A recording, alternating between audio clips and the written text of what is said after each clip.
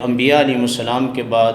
افضل ترین جو شخصیت ہیں وہ سیدنا صدیق اکبر رضی اللہ تعالی عنہ۔ اس مسئلے کا تعلق ضروریات اہل سنت سے ہے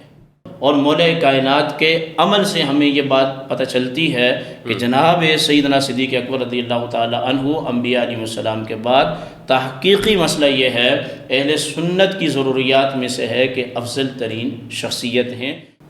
جیسے کہ آپ نے فرمایا کہ مسئلہ افضلیت ہے کیا ہے، جی،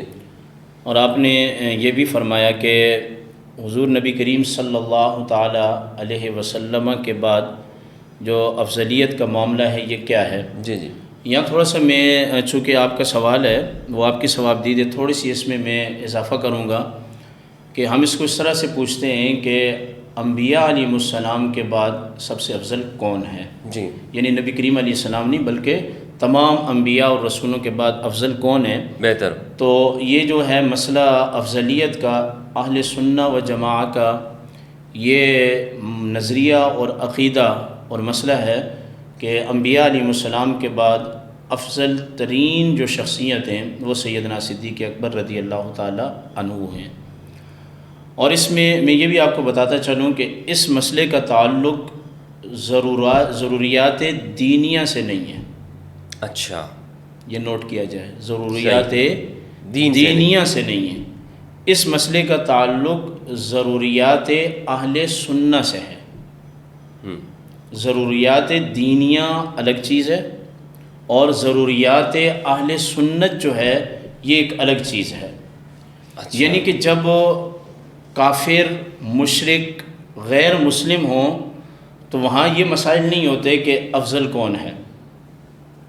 جب ہم کفار اور مشرکین سے بات کرتے ہیں تو وہاں یہ مسائل نہیں ہوتے کہ افضل کون ہے، وہاں یہ مسئلہ ہوتا ہے کہ اللہ تعالیٰ کی ذات وحدہ لا شریک ہے، اس کے تمام انبیاء علیہ السلام تشریف لائے، سرکار دو عالم صلی اللہ علیہ وسلم جو ہے وہ رسول بھی ہیں، نبی بھی ہیں اور خاتم النبیین ہیں، تو ان سے تو ہم اس میں بات کریں گے۔ اب مسلمانوں کے اسلام کے بعد جو سب سے بڑا اور اہم مسئلہ ہے وہ ہے کہ بھائی انبیاء علیہ السلام کے بعد افضل کون ہے، تو اہل سنت و جماعت کا موقف میں نے آپ کو بتا دیا کہ سیدنا صدیق اکبر رضی اللہ تعالیٰ عنہ افضل ہیں۔ افضل ہے۔ افضل کس کو کہتے ہیں؟ یہ لفظ قرآن کریم کے اندر کثرت کے ساتھ استعمال ہوا،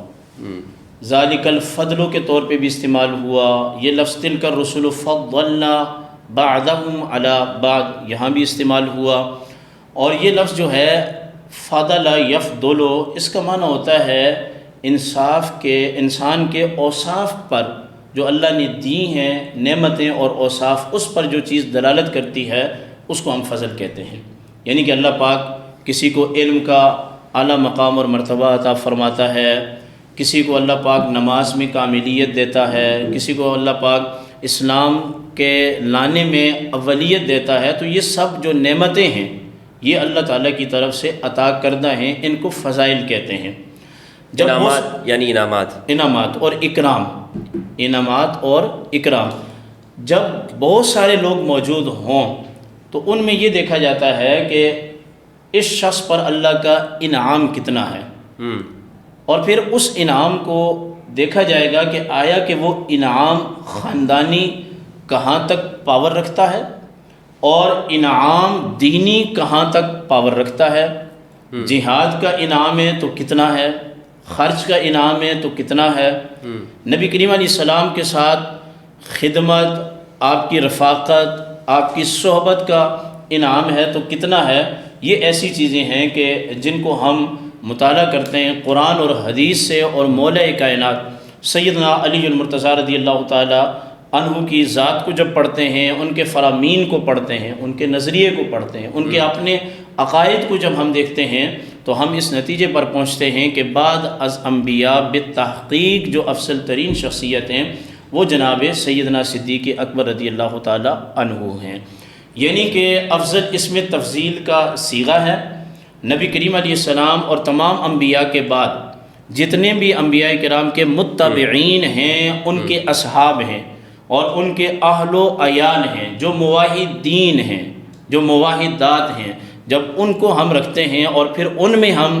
سیدنا صدیق اکبر کو رکھتے ہیں تو ہمیں سیدنا صدیق اکبر رضی اللہ تعالیٰ عنہ کی ذات اقدس جو ہے وہ اللہ کے قرآن کے مطابق اور نبی کی حدیث کے مطابق اور ائمہ اہل بیت کے فرامین اور مولا کائنات کے قول اور مولا کائنات کے عمل سے ہمیں یہ بات پتہ چلتی ہے کہ جناب سیدنا صدیق اکبر رضی اللہ تعالی عنہ انبیاء علیہ السلام کے بعد تحقیقی مسئلہ یہ ہے، اہل سنت کی ضروریات میں سے ہے کہ افضل ترین شخصیت ہیں۔